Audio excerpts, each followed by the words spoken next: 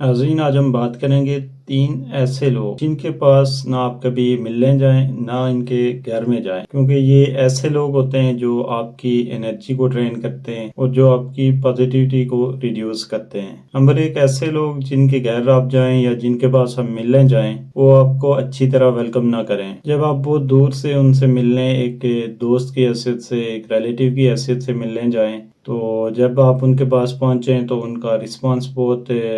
ٹھنڈا سا ہو، وہ آپ کو اچھی طرح ویلکم نہ کریں، وہ اس طرح کی خوشی محسوس نہ کریں آپ سے مل کے جس خوشی سے آپ جا رہے تھے کہ میں آج اپنے دوست سے، اپنے ریلیٹیو سے ملنے جا رہا ہوں، اور پھر جب آپ ان کے پاس وہاں بیٹھے رہیں تو وہ آپ کو فل ٹائم نہ دیں، وہ اپنے کاموں میں مصروف رہیں، آپ وہاں پہ اکیلے بیٹھے رہیں، کبھی آپ کے پاس بیٹھیں کبھی نہ بیٹھیں۔ ایسے لوگوں کے پاس بالکل بھی آپ نہ جایا کریں۔ نمبر 2، ایسے لوگ جو ہمیشہ نیگیٹو بات کریں، جیسے آپ کسی کے پاس جائیں یا آپ کے وہ دوست جن کو آپ بتائیں کہ آپ کی اچھی جاب ہو گئی یا آپ کی ان لوگوں کے ساتھ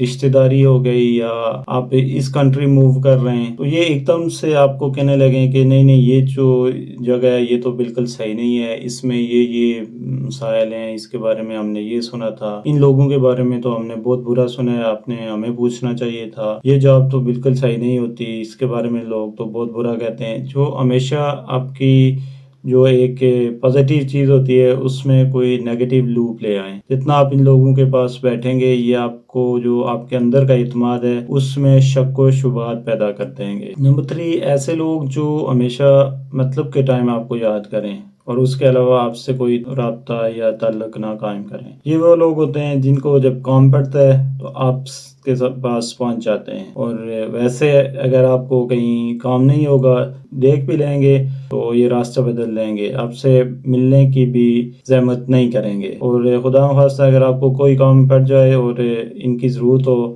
تو یہ آپ کی کبھی بھی سپورٹ نہیں کریں گے۔